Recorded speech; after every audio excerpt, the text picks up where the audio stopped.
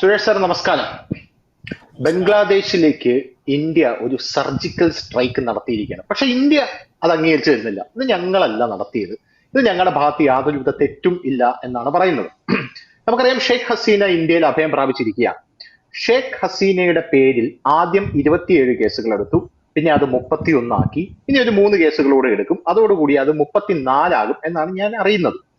ഈ എടുത്തിരിക്കുന്നതിൽ ഭൂരിഭാഗവും മർഡർ കേസുകളാണ്. ഷെയ്ഖ് ഹസീന കൊന്നു എന്നല്ല, ഷെയ്ഖ് ഹസീനയുടെ പാർട്ടിയും ബംഗ്ലാദേശ് നാഷണലിസ്റ്റ് പാർട്ടിയും തമ്മിൽ ഉണ്ടായ, അവരുടെ പ്രവർത്തകർ തമ്മിൽ ഏറ്റുമുട്ടി ഉണ്ടായ ആ ഒരു ഏറ്റുമുട്ടലിൽ കൊല്ലപ്പെട്ട ആൾക്കാരുടെ പേരിൽ ഷെയ്ഖ് ഹസീനയുടെ പേരിൽ ഒരു കേസ് എടുത്തിരിക്കുക. ഷെയ്ഖ് ഹസീനയുടെ പേരിൽ കേസ് എടുക്കുമ്പോൾ ബംഗ്ലാദേശിന്റെ കൃത്യമായിട്ടുള്ള ഒരു നീക്കം, ഇന്ത്യയും ബംഗ്ലാദേശും തമ്മിലൊരു കരാറുണ്ട്. ആ കരാർ എന്ന് പറഞ്ഞാൽ ക്രിമിനലുകളെ അങ്ങോട്ടും ഇങ്ങോട്ടും കൈമാറണം എന്നുള്ളതാണ്. ഷെയ്ഖ് ഹസീന ഇന്ത്യയിലേക്ക് വന്നപ്പോൾ ഷെയ്ഖ് ഹസീനയുടെ പാസ്പോർട്ട് റദ്ദാക്കി. പാസ്പോർട്ട് എന്ന് പറഞ്ഞാൽ നയതന്ത്ര പാസ്പോർട്ട് ബംഗ്ലാദേശ് റദ്ദാക്കി. അതുകൊണ്ട് ഷെയ്ഖ് ഹസീനയ്ക്ക് ഇന്ത്യയിൽ നിന്ന് പുറത്തേക്ക് ഇനി പോകാൻ പറ്റില്ല. ഇനി ബംഗ്ലാദേശ് ആവശ്യപ്പെട്ട് കഴിഞ്ഞാൽ, ഒരു മർഡർ കുറ്റവാളിയാണ് അല്ലെങ്കിൽ ഒരു ക്രിമിനൽ ആണ് നിങ്ങളുടെ രാജ്യത്തുള്ളത്, നമ്മളുടെ കരാറ് പ്രകാരം നിങ്ങൾ അത് തരണം, ഷെയ്ഖ് ഹസീനയെ നമുക്ക് തരണം എന്ന് പറഞ്ഞു കഴിഞ്ഞാൽ ബംഗ്ലാദേശിന് നമ്മൾ ഷെയ്ഖ് ഹസീനയെ വിട്ടുകൊടുക്കേണ്ടി വരും. ഷെയ്ഖ് ഹസീനയെ വിട്ടുകൊടുക്കേണ്ടി വരുമ്പോൾ പ്രശ്നം എന്ന് പറഞ്ഞാൽ, അങ്ങോട്ടേക്ക് കാലെടുത്ത് കുത്തുന്ന ആ ഒരു നിമിഷത്തിൽ ഷെയ്ഖ് ഹസീന പടമാകും എന്നുള്ള കാര്യത്തിൽ ആർക്കും വലിയ തർക്കമൊന്നുമില്ല. ഷെയ്ഖ് ഹസീന ഇന്ത്യക്ക് അത്രയ്ക്ക് വേണ്ടപ്പെട്ട ഒരു ഭരണാധികാരിയായിരുന്നു എന്നുള്ളത് കൊണ്ട് ഇന്ത്യ ഷെയ്ഖ് ഹസീനയെ സംരക്ഷിക്കുകയാണ്. ബംഗ്ലാദേശ് അതിന് മുതിരുമോ എന്നുള്ളത് നമ്മൾ ആദ്യം കണ്ടറിയണം. കാരണം ഇന്ത്യയോട് മുട്ടാൻ ബംഗ്ലാദേശ് ധൈര്യപ്പെടില്ല. അപ്പോ ഇന്ത്യ ബംഗ്ലാദേശിന് ഒരു താക്കീത് എന്ന നിലയ്ക്ക് നമ്മുടെ കേരളത്തിലെ മണിയാശാന്റെ ഡാം തുറന്നുവിടൽ മോഡൽ ത്രിപുരയിൽ നടപ്പാക്കിയിരിക്കുകയാണ്. കാരണം ഇന്ത്യയിൽ നിന്ന് 54ഓളം നദികൾ ബംഗ്ലാദേശിന്റെ അതിർത്തിയിലൂടെ ഒഴുകുന്നുണ്ട്. അതിൽ പലതിലും നമുക്ക് ഡാമുകളും ഉണ്ട്. ഈ 54 നദികളിൽ ഒഴുകുന്ന ഡാമുകളിൽ ഒരൊറ്റ ഡാം, ത്രിപുരയിലെ ഡുംബൂർ ഡാം എന്ന് പറയുന്ന ഒരു ഡാം നമ്മുടെ ഇന്ത്യ തുറന്നുവിട്ടു. അങ്ങനെ തുറന്നുവിട്ടപ്പോൾ ബംഗ്ലാദേശിന്റെ 8 ജില്ലകളാണ് ഇപ്പൊ വെള്ളത്തിന്റെ അടിയിൽ കിടന്ന് ചക്രശ്വാസം വലിച്ചുകൊണ്ടിരിക്കുന്നത്. കഥ ഇതുകൊണ്ടും തീരുന്നില്ല. ബംഗ്ലാദേശ് ചൊടിച്ചു. ബംഗ്ലാദേശ് ഇന്ത്യയോട് പറഞ്ഞു, നിങ്ങൾ എന്തുകൊണ്ടാണ് ഞങ്ങൾക്ക് ഡാം തുറന്നു വിടുന്നത് പറയാത്തത് ഞങ്ങളോട്. അപ്പൊ ഇന്ത്യ പറഞ്ഞു, ഈ ഡാറ്റ കൈമാറണം, അതായത് ഈ കാലാവസ്ഥ സംബന്ധിച്ച ഡാറ്റയൊക്കെ അങ്ങോട്ടും ഇങ്ങോട്ടും കൈമാറണം, ഇത് കരാറാണ്. ഇന്ത്യ പറഞ്ഞു, ഓഗസ്റ്റ് 21-ാം തീയതി വരെ നമ്മൾ കൈമാറിയിട്ടുണ്ടല്ലോ. അത് കഴിഞ്ഞ് പെട്ടെന്ന് ഈ ഡാമിന്റെ വൃഷ്ടി പ്രദേശത്ത് ഒരു മഴ പെയ്തു. മഴ പെയ്യുമ്പോൾ നിങ്ങൾക്ക് അറിയാമല്ലോ, സ്വാഭാവികമായിട്ടും കറണ്ട് പോകും. കറണ്ട് പോയി നമ്മുടെ ടെലികമ്മ്യൂണിക്കേഷൻ ഒക്കെ അങ്ങ് വെള്ളത്തിലായിപ്പോയി.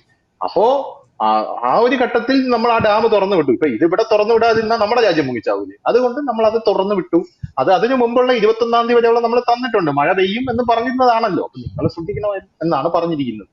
അപ്പോ ബംഗ്ലാദേശിലുള്ള ഇന്ത്യയുടെ അംബാസിഡർ യൂനിസിനെ പോയി കണ്ടു. ഈ യൂനിസിനെ പോയി കണ്ടു എന്ന് പറയുമ്പോൾ പ്രണയ് വർമ്മ എന്ന് പറയുന്ന അംബാസിഡറാണ് യൂനിസിനെ പോയി കണ്ടത്. അത് ബംഗ്ലാദേശ് വിശദീകരിച്ചിരിക്കുന്നത്, ബംഗ്ലാദേശിലെ ഇന്ത്യൻ അംബാസിഡറെ ബംഗ്ലാദേശ് ചീഫ് അഡ്വൈസർ, മുഖ്യമന്ത്രി പ്രധാനമന്ത്രി ഒന്നുമില്ല അവന്മാർക്ക് ഇപ്പൊ, ചീഫ് അഡ്വൈസർ വിളിച്ചു വരുത്തി എന്നാണ് പറഞ്ഞിരിക്കുന്നത്. ഇന്ത്യ പറഞ്ഞു, പോക്കൃത്തരം പറയരുത്, വിളിച്ചു വരുത്തിയൊന്നുമില്ല, പോയി കണ്ടതാണ് എന്ന് പറഞ്ഞു. കാരണം ഇത് കാണാനുള്ള ഒരു കാരണം എന്ന് പറഞ്ഞു കഴിഞ്ഞാൽ, ബംഗ്ലാദേശിലെ അവിടെയുള്ള ഈ ചീഫ് അഡ്വൈസറുടെ ചീഫ് അഡ്വൈസർ ആയിട്ട്, ഇപ്പൊ അങ്ങനെയൊക്കെയാണല്ലോ അവിടുത്തെ പോസ്റ്റിംഗ് എന്നൊക്കെ പറയുന്നത്, ആയിട്ടുള്ള മുഹമ്മദ് നാസിക് ഇസ്ലാം എന്ന് പറയുന്ന ഒരു വ്യക്തി ഇന്ത്യയെ ബ്ലെയിം ചെയ്ത് രംഗത്തെത്തിയിട്ടുണ്ടായിരുന്നു. അതിന്റെ പശ്ചാത്തലത്തിലാണ് അങ്ങോട്ട് പോയി കണ്ടത്.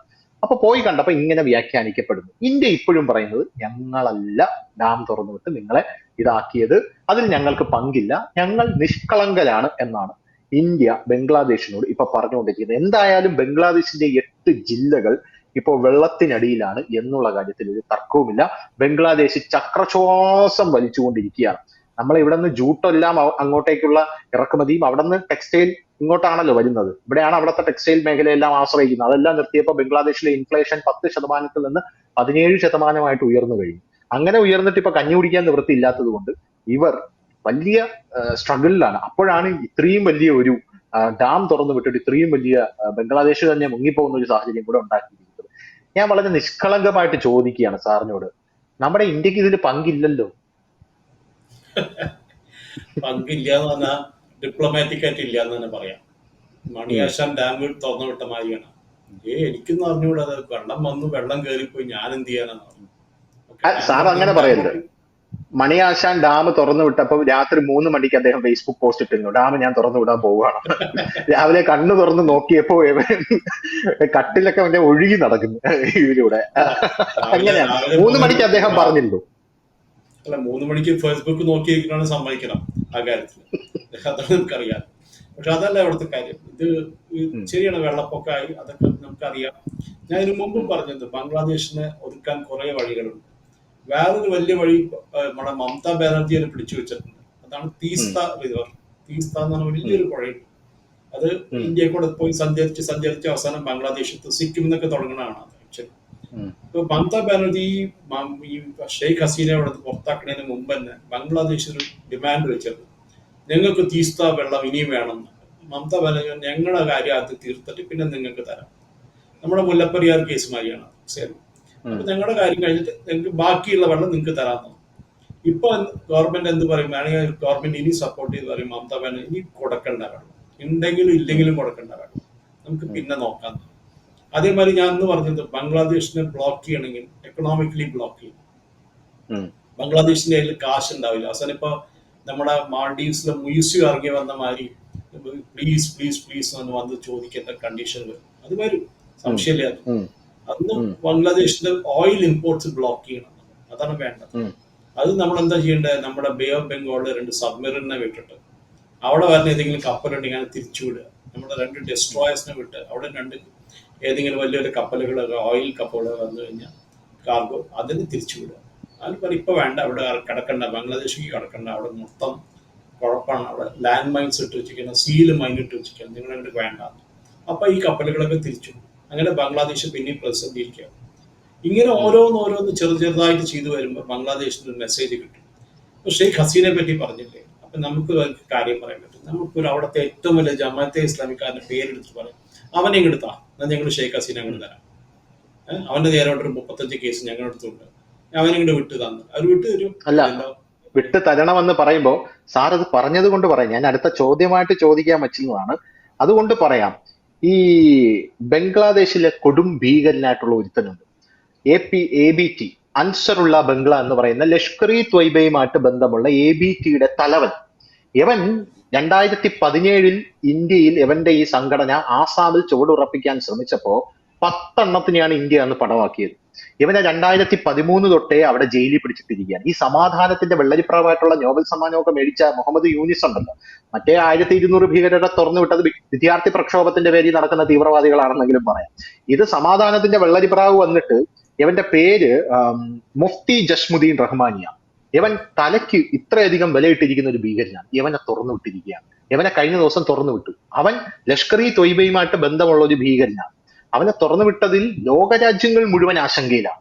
ഇന്ത്യയുടെ ഒരു അജ്ഞാതൻ മിക്കവാറും ബംഗ്ലാദേശിലേക്ക് ഇറങ്ങേണ്ടി വരും എന്നാണ് ഇത് കാണുമ്പോൾ എനിക്ക് തോന്നുന്നത്. ഒരുത്തനെ ഇങ്ങോട്ടേക്ക് തരാൻ പറഞ്ഞത് കൊണ്ട് എനിക്ക് പെട്ടെന്ന് ഓർമ്മ വന്നോണ്ട് ഞാൻ പറഞ്ഞതാണ്, മിക്കവാറും അവനെ തന്നെ ഇങ്ങോട്ട് നമുക്ക് പിടിച്ച് മേടിക്കേണ്ടി വരും.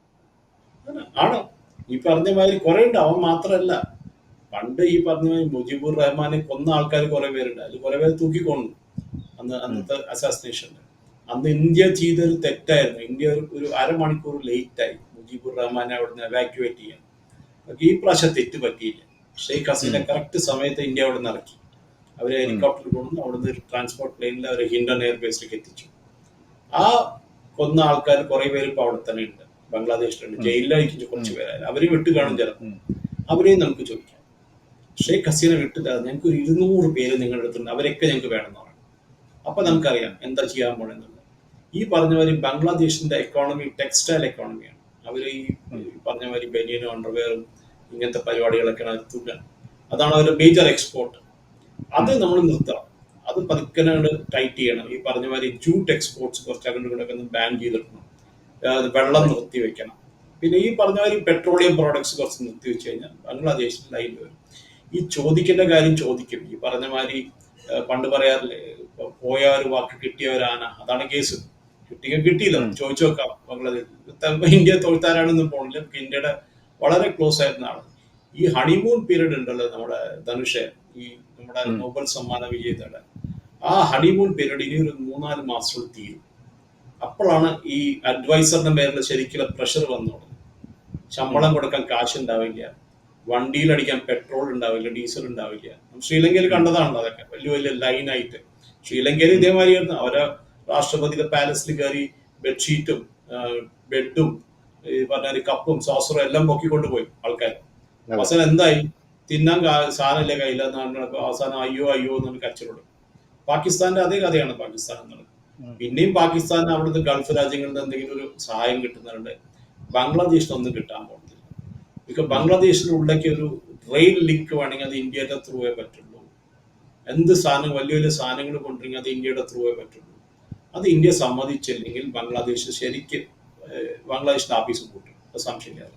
അപ്പൊ ഷെയ്ഖ് ഹസീനെ ചോദിച്ചിട്ട് ഈ പറഞ്ഞ മാതിരി ചെറിയ രാജ്യങ്ങൾ നമ്മളത്ര പറയേണ്ട ആവശ്യമില്ല. നമുക്ക് ഇവരെ വല്ലാണ്ട് ഇമ്പോർട്ടൻസ് കൊടുത്തു പോകുന്നു. അതാണ് നമ്മുടെ തെറ്റ്. നമ്മൾ പാകിസ്ഥാനോട് ഡീൽ ചെയ്യുന്ന ഇവരും ഡീൽ ചെയ്യുന്നതാണ്. ഇവർ വേറൊരു പാകിസ്ഥാനായി മാറും, അത് സംശയമില്ല. അപ്പൊ അത് ആവണതിന് മുമ്പ് നമ്മുടെ ഇവിടുന്ന് കശ്മീരിൽ ഓപ്പറേറ്റ് ചെയ്യുന്ന മാതിരി നാളെ അവിടുന്ന് ജമാഅത്തെ ഇസ്ലാമിക്കാർ തുടങ്ങിക്കഴിഞ്ഞാൽ നമുക്ക് തിരിച്ചടിക്കും. നമ്മുടെ ആർമിയാണ് ഒരു കാലത്ത് അന്ന് ബംഗ്ലാദേശ് ലിബറേറ്റ് ചെയ്തപ്പോൾ അവിടെയുള്ള ഒരു ലോക്കൽ ഫോഴ്സിനെ മുക്തി ബാഹിനി എന്ന് പറയും. മുക്തി ബാഹിനിയെ ട്രെയിൻ ചെയ്തെടുത്ത ആൾക്കാർ നമ്മുടെ ആർമിയാണ്. അപ്പൊ അത് ഒരിക്കൽ കൂടി ചെയ്യാൻ വലിയ കാര്യമൊന്നുമില്ല. ഈ പ്രക്ഷോഭം എന്നൊക്കെ പറഞ്ഞ ഈ സ്റ്റുഡൻസ് നടത്തിയ നമ്മുടെ അവിടുത്തെ DYFI SFI ചെയ്യണ മാതിരി തന്നെയാണ് അതും. പക്ഷെ അത് വെറുതെ ഒരു കാശും കൊടുത്ത് അത് ഊതിപ്പിറിപ്പിച്ച് വലുതാക്കി ഷെയ്ഖ് ഹസീനെ അവിടുത്തെ ഓടിച്ചു. പക്ഷെ ഇനി ഒരു 2 മാസത്തിനുള്ളിൽ ബംഗ്ലാദേശിന് ഈ പറഞ്ഞ മാതിരി ശരിക്കുള്ള റിയാലിറ്റി വരും. അന്നാണ് ഇവർക്ക് മനസ്സിലാവുക ഈ ചെയ്ത പൊട്ടത്തരായി പോയി, ഹസീന തന്നെയായിരുന്നു നല്ലത്. അത് വരും. ദർശ എഴുതി വാങ്ങിച്ചു എൻ്റെ അടുത്ത് ഒരു 2-3 മാസത്തിലൂടെ ആ സിറ്റുവേഷൻ വരും. ഇതേ യൂണിസിനെ ഓടിച്ചിട്ട് ഓടിക്കും. അതാണ്ടാവും. ഇതില് അത് പറഞ്ഞതുകൊണ്ട് ഞാൻ ചോദിക്കുക, ഞാൻ രാവിലെ ഒരു ചർച്ച നടത്തിയപ്പോൾ ആ ചർച്ചയിൽ എന്റെ കൂടെ ഇരുന്ന ബിചേട്ടൻ എന്നോട് പറഞ്ഞത് ബംഗ്ലാദേശിനെ എപ്പോഴും ഇന്ത്യക്ക് സഹായിക്കേണ്ടി വരും. സാറിപ്പോ പറഞ്ഞല്ലോ ആ ട്രെയിൻ റൂട്ട് ഇന്ത്യയിലൂടെ അനുവദിച്ചു കൊടുക്കാതിരുന്നാൽ ഇന്ത്യ അങ്ങനെ അനുവദിച്ചു കൊടുക്കാതിരിക്കുമോ? കാരണം അത് ഞാൻ ചോദിക്കാനുള്ള കാരണം, ബംഗ്ലാദേശ് എപ്പോഴും ഈ നമ്മുടെ ഏറ്റവും വലിയ ശാപം എന്ന് പറഞ്ഞാൽ യൗമാരെല്ലാം നമ്മുടെ അതിർത്തിയിൽ കിടക്കുന്നു എന്നുള്ളതാണ്. ഒരിക്കലും നമുക്ക് അതിർത്തി ഇസ്രായേലിനെ പോലെ നമ്മളൊരു യുദ്ധം കണ്ടു വളർന്ന ഒരു രാജ്യമല്ലല്ലോ. അതുകൊണ്ട് ഈ അതിർത്തിയിൽ കിടക്കുന്ന ഈ രാജ്യത്തിനെ നമുക്ക് ഒരിക്കലും പിണക്കാൻ പറ്റില്ല. കാരണം ഇന്ത്യയുടെ ഇൻഫോർമലി പറഞ്ഞു കഴിഞ്ഞാൽ ഇന്ത്യയുടെ കക്ഷത്തിന്റെ ഇടയിൽ കിടക്കുന്ന ഒരു സംസ്ഥാനമാണ്, രാജ്യമാണ് ബംഗ്ലാദേശ്. ഇന്ത്യ ഒന്ന് ഞെരുക്കി കഴിഞ്ഞാൽ ബംഗ്ലാദേശ് ഇല്ല, അത് ഓക്കെ, കറക്റ്റ് ആണ്. പക്ഷെ എന്നിരുന്നാലും ആ രാജ്യത്തിന് നമ്മൾ കൊടുക്കേണ്ടത് കൊടുത്തില്ലെങ്കിൽ അവിടേക്ക് കടന്നു കയറാനിരിക്കുന്ന വേറെ രാജ്യങ്ങളുണ്ടല്ലോ. ഉദാഹരണം പറഞ്ഞു കഴിഞ്ഞാൽ നമ്മൾ അഫ്ഗാനിസ്ഥാനിൽ താലിബാന്റെ റൂൾ വന്നു. താലിബാന്റെ റൂൾ വന്നപ്പോൾ ഇവിടെയുള്ള ആൾക്കാരൊക്കെ എന്താണ് പറഞ്ഞത്? അഫ്ഗാനിസ്ഥാനിലെ താലിബാന്റെ റൂൾ വന്നു, ഇനി ഇന്ത്യ അഫ്ഗാനിസ്ഥാനെ തിരിഞ്ഞു നോക്കില്ല, അഫ്ഗാനിസ്ഥാൻ ഇനി ഇന്ത്യയാണ് ടാർഗറ്റ് ചെയ്യുന്നത്. പോരാത്തതിന് അഫ്ഗാനിസ്ഥാനിലെ താലിബാൻ നേതാക്കളുമായിട്ട് ഒരു ചർച്ച നടത്താൻ പോലും ഇന്ത്യ തയ്യാറാണ് എന്നൊക്കെ നമ്മൾ പറഞ്ഞു. പക്ഷേ നമ്മൾ കണ്ടത് എന്താണ്? താലിബാൻ അവിടെ പട്ടിണി കിടന്നപ്പോ, ഒന്നും കഴിക്കാനില്ലാതെ കിടന്നപ്പോ ഇന്ത്യ അവിടേക്ക് അരിയും പൊരിയും ശർക്കരയും ഉണ്ടേയും കയറ്റി അഴിക്കുന്ന കാഴ്ചയാണ് കണ്ടത്. എന്നിട്ട് നരേന്ദ്രമോദി പറഞ്ഞു തിന്നടാ പിള്ളാര്. അവിടെ നിന്ന് അവര് അത് കഴിച്ചിട്ട് പാകിസ്ഥാനെ ആക്രമിക്കുന്ന കാഴ്ചയാണ് കണ്ടത്. സത്യം പറഞ്ഞാൽ ഇപ്പൊ അഫ്ഗാനിസ്ഥാൻ ഏറ്റവും വലിയ തലവേദനയായി മാറിയിരിക്കുന്നത് പാകിസ്ഥാനാണ്. പാകിസ്ഥാനിലാണ് അഫ്ഗാനിസ്ഥാൻ ആക്രമിച്ചുകൊണ്ടിരിക്കുന്നത്. ഇപ്പൊ പാകിസ്ഥാനും അഫ്ഗാനിസ്ഥാനും കൂടെ ക്രിക്കറ്റ് മാച്ച് നടന്നാൽ ഞാനടക്കം അഫ്ഗാനിസ്ഥാൻ ക്രിക്കറ്റ് ടീമിന്റെ വലിയ ഫാനാണ്. സീരിയസ്ലി അങ്ങനെയാണ് കാര്യങ്ങൾ നടന്നുകൊണ്ടിരിക്കുന്നത്. കാരണം ഇന്ത്യ അങ്ങനെയാണ് ഈ രാജ്യങ്ങളെയൊക്കെ ഡീൽ ചെയ്തുകൊണ്ടിരിക്കുന്നത്. അപ്പൊ നമുക്ക് ഈ ബംഗ്ലാദേശിൽ നമ്മൾ അവർക്ക് വേണ്ട സൗകര്യങ്ങൾ ഒരുക്കി കൊടുത്തില്ലെങ്കിൽ അവിടേക്ക് കടന്നു കയറാൻ ചൈനയെ പോലുള്ള രാജ്യങ്ങൾ ശ്രമിക്കില്ലേ? അങ്ങനെയാണെങ്കിൽ മോൾഡീവ്സ് ചെയ്യേണ്ടായിരുന്നല്ലോ ധനുഷ്. മോൾഡീവ്സ് ഇപ്പൊ കടന്ന് അവിടെ ഉരുളുമ്പോ ആരാ പോയി നമ്മളെ ഹെൽപ്പ് ചെയ്തത്? അവർക്ക് കുടിവെള്ളവും അവര് സാനിറ്റേഷനൊക്കെ ബിൽഡ് ചെയ്ത് കൊടുത്താൽ ഓൾമോസ്റ്റ് എത്ര 1000 കോടിയുടെ പ്രോജക്റ്റാണ്. വെറുതെ ചെറിയ പ്രോജക്റ്റ് അല്ല. അപ്പൊ നമ്മൾ സഹായിക്കാൻ റെഡിയാണ്, അത് സംശയമില്ല. പക്ഷെ നമ്മൾ സഹായിക്കുമ്പോൾ നമ്മൾ അതിനുള്ള അവര് നമ്മളൊരു സീരിയസ് ആയിട്ടൊരു കണ്ടന്റ് ആയിട്ട് എടുക്കണം. നമ്മൾ ഏതോടത്തും കാശ് തന്നു വെച്ചാൽ അങ്ങനെയല്ല. നമ്മൾ പറഞ്ഞു കേൾക്കണം. നമ്മൾ എന്ത് പറഞ്ഞു അതവർ കേൾക്കണം. ആ കണ്ടീഷനിലേക്ക് കൊണ്ടുപോകണം. അതാണ് അഫ്ഗാനിസ്ഥാനിൽ നടക്കുന്നത്. കാശ് വേണോ തരാം. ശ്രീലങ്ക എടുത്ത് പറഞ്ഞ് കാശ് വേണോ തരാം. പക്ഷെ ഹമ്പ പോട്ടിൽ നിന്ന് ചൈനയെ പുറത്തേക്കാക്കും. ചൈനീസ് കപ്പലുകളോട് വരാണ്ടിരിക്കാൻ സമ്മതിക്കും. അതൊക്കെ ശ്രീലങ്ക കേട്ടു. കുറച്ച് ചെയ്തില്ലേ, കുറച്ച് കേട്ടു. മുയിസു ഇതുമായി തന്നെ ഇന്ത്യ ഔട്ട് ക്യാമ്പയിൻ എന്നൊക്കെ തുടങ്ങി. എന്നിട്ട് അവസാനം എന്തുണ്ടായി? കാശ് വേണപ്പോൾ ഇന്ത്യ പറഞ്ഞു മര്യാദയ്ക്ക് ഞങ്ങൾ പറഞ്ഞ കേട്ട അപ്പൊ ഞങ്ങൾ കാശ് തരാം, അല്ലെങ്കിൽ നിന്റെ പൈപ്പില്ല, വെള്ളത്തിന്റെ പൈപ്പില്ല, ഞങ്ങൾ ഓഫ് ചെയ്തു. അപ്പൊ അങ്ങനെ ചെയ്യല്ല, എനിക്ക് വെള്ളം വേണ്ടതാണ്, ഞങ്ങളുടെ 28 ഐലൻഡ് വെള്ളം കൂടെ നിങ്ങളുടെ കയ്യിലെ ടാപ്പ് അത് ഞങ്ങൾ അയച്ചുകൊണ്ട് നിങ്ങൾ തിരിച്ച് 2 വലിയ കപ്പലും കൊണ്ട് സാധനങ്ങൾ കൊണ്ട് തിരിച്ച് ഇന്ത്യക്ക് കൊണ്ടുവന്നത്. അങ്ങനെയാണ് നമ്മൾ ചെയ്യുന്നത്. നമ്മൾ ആരും ഹെൽപ്പ് ചെയ്യില്ല എന്ന് പറയും, ചെയ്യും. ഈ റെയിൽവേ ലൈൻ ത്രിപുരയിലേക്കാണ് പോണത്. അത് നമ്മൾ മറക്കരുത്. ഉം, അത് ഉം, ത്രിപുരയിലേക്ക് നമുക്കൊരു അഡ്വാൻറ്റേജ് ഉണ്ട്. മൊത്തം ചുറ്റി ചിക്കൻ സ്നെക്കി കൂടെ പോയി അങ്ങനെ പോകേണ്ട ആവശ്യമില്ല. ആസാമിൽ കൂടെ ഉം, നേരെ ഉം, പോവാം, ഉം, ബംഗ്ലാദേശിലെത്തും. പക്ഷെ നമ്മൾ പറഞ്ഞ കാര്യം കേട്ട് കഴിഞ്ഞാൽ നമ്മൾ ഹെൽപ്പ് ചെയ്യാൻ, നമ്മൾ സഹായിക്കാൻ റെഡിയാണ്. പക്ഷെ നമ്മൾ കാശ് കൊടുത്ത് നമ്മളെ തെറി വിളിച്ചു കഴിഞ്ഞാൽ അന്ന് നമ്മൾ തിരിച്ചടിക്കും. അത് സംശയം വേണ്ട. ബംഗ്ലാദേശിന് ഈ പറഞ്ഞാൽ ബംഗ്ലാദേശിന് അത്ര വലിയ രാജ്യമൊന്നുമല്ല. ഇവിടെ വലിയ ഊതി പറപ്പിച്ചുണ്ടാക്കിയില്ല. പെർ ക്യാപിറ്റ ഇന്ത്യക്കാട്ടിലും കൂടുതലാണ്. ഇന്ത്യക്കാട്ടിലും കൂടുതൽ ഹാപ്പി നേഷനാണ് ബംഗ്ലാദേശ്. ഇപ്പൊ എന്ത് പറ്റിയ അവിടെയൊക്കെ പെർ ക്യാപിറ്റ അവിടെ പോയി. കോവിഡ് കഴിഞ്ഞ് ഇന്ന് വരെ അതെ. ബംഗ്ലാദേശിന്റെ എക്കോണമി റിക്കവർ ആയിട്ടില്ല. പക്ഷെ ഇന്ന് വരെ പിടിച്ചു ഉം, കയറിയില്ല. ഉം, അതാണ് നമ്മൾ അറിയേണ്ടത്. നമ്മൾ അതേ സമയത്ത് നമ്മുടെ അവിടെ 8% നമ്മുടെ GDP. ബംഗ്ലാദേശിന്റെ GDP എന്ത്? നത്തിങ്. ഇവര് വെറുതെ കുറെ ഡാറ്റ എടുത്ത് കുറെ എക്കോണമിസ്റ്റ് അത് മറ്റേ പല്ല് ത്രൂറാത്തിയും കൊണ്ട് സ്പീച്ച് കൊടുത്ത് യൂസ് ചെയ്ത പരിപാടി. അത് നമ്മുടെ അവിടുത്തെ ഉം, ഉം. ലെഫ്റ്റിസ്റ്റ് ഇക്കോ സിസ്റ്റം ഉണ്ട്, നമ്മുടെ നാട്ടിലെ മാധ്യമങ്ങൾ. അവരും അതായത് ഊതിപ്പറപ്പിക്കാൻ വലിയ ആൾക്കാരാണ്. അപ്പൊ അങ്ങനെയാണ് ബംഗ്ലാദേശിന്റെ കാര്യങ്ങൾ. എന്തായിരുന്നാലും ഇന്ത്യ ബംഗ്ലാദേശിനെ മുക്കിക്കൊല്ലാനൊന്നും ശ്രമിച്ചിട്ടില്ല എന്ന് പറഞ്ഞിട്ടുണ്ട്. പക്ഷെ ഒരു ഇന്ത്യക്കാരനായ ഞാനിന്ന് വിചാരിക്കുമ്പോ സത്യം പറഞ്ഞാല് മണിയാശാനെ റോൾ മോഡൽ ആക്കിയ ആരോ കേന്ദ്രത്തിന്റെ തലപ്പത്ത് ഇരിപ്പുണ്ടെന്നാണ് നമ്മൾ മനസ്സിലാക്കാനായിട്ട് സാധിക്കുന്നത്. അതായത് ഇന്ത്യക്കകത്ത് കിടന്ന് ഇന്ത്യയെ തകർക്കാൻ ഉപയോഗിക്കുന്ന മോഡലാണ് ഇപ്പൊ ഇന്ത്യ ബാക്കിയുള്ള രാജ്യങ്ങൾക്ക് നേരെ അവർക്കുള്ളിൽ നിന്ന് പഠിച്ചിട്ടെടുത്ത് പ്രയോഗിച്ച പോലെയാണ് എനിക്ക് തോന്നുന്നത് ആ ഒരു ടെക്നിക്ക്. എന്തായാലും ബംഗ്ലാദേശിന്റെ 8 ജില്ലകൾ, 8 സംസ്ഥാനങ്ങളോ ജില്ലകളോ അടക്കം വെള്ളത്തിനടിയിലാണ് എന്നുള്ള കാര്യത്തിൽ യാതൊരുവിധ തർക്കവുമില്ല. ഒന്നാമത് ബംഗ്ലാദേശ് മുടിഞ്ഞ് പണ്ടാരം അടങ്ങിയിരിക്കുകയാണ്. ഒരു കലാപം വന്നു, അതിന്റെ ഇടയിൽ ഇപ്പം കഴിക്കാൻ ഭക്ഷണമില്ല, അവിടെയുള്ള ടെക്സ്റ്റൈൽ ഇൻഡസ്ട്രി തകർന്നു, ഇന്ത്യ ചണം കൊടുക്കുന്നില്ല, ജൂട്ട് കൊടുക്കുന്നില്ല. അതിന്റെ ഇടയിൽ ഇന്ത്യ ഇവിടെയുള്ള ബംഗ്ലാദേശികളെ അങ്ങോട്ടേക്ക് കയറ്റി അയക്കാൻ കൂടെ ശ്രമം നടത്തുകയാണ്. അപ്പൊ അത്രയും വലിയ ഒരു സാമ്പത്തിക പ്രതിസന്ധിയിൽ ബംഗ്ലാദേശ് നിൽക്കുമ്പോഴാണ്, നമുക്കിപ്പോ അറിയാം, നമ്മുടെ ഇവിടെ വയനാട് മേപ്പാടിയിലും ചൂരൽമലയിലും ഒക്കെ ഉരുൾപൊട്ടൽ ഉണ്ടായപ്പോൾ, ഇതൊരു ചെറിയ ഒരു ഗ്രാമമാണ്, ആ ഗ്രാമത്തിൽ ഉരുൾപൊട്ടൽ ഉണ്ടായപ്പോൾ പോലും പുനരധിവാസത്തിന് എത്രയധികം കോടികളാണ് വേണ്ടി വന്നതെന്ന് നമുക്കറിയാം. അപ്പോ 8 സംസ്ഥാനങ്ങൾ മുങ്ങിപ്പോവുക എന്ന് പറയുമ്പോൾ ആ സംസ്ഥാനത്തിലെ ജനങ്ങളുടെ പുനരധിവാസത്തിന് എത്ര ലക്ഷം കോടി രൂപ ബംഗ്ലാദേശിന് വേണ്ടി വരും. ഭക്ഷണം പോലും കഴിക്കാനില്ലാത്ത ബംഗ്ലാദേശിൽ എങ്ങനെ സർവൈവ് ചെയ്യും എന്നുള്ളതാണ് നമ്മൾ ഇനി കണ്ടറിയേണ്ടത്. എന്തായിരുന്നാലും അവസാനമായിട്ട് ഒരു കാര്യം പറയുകയാണ്, ഇന്ത്യയിലെ കൈകൾ ഇതിന് ശുദ്ധമാണ്. അപ്പൊ ശരി, എല്ലാം പറഞ്ഞു. Thank you.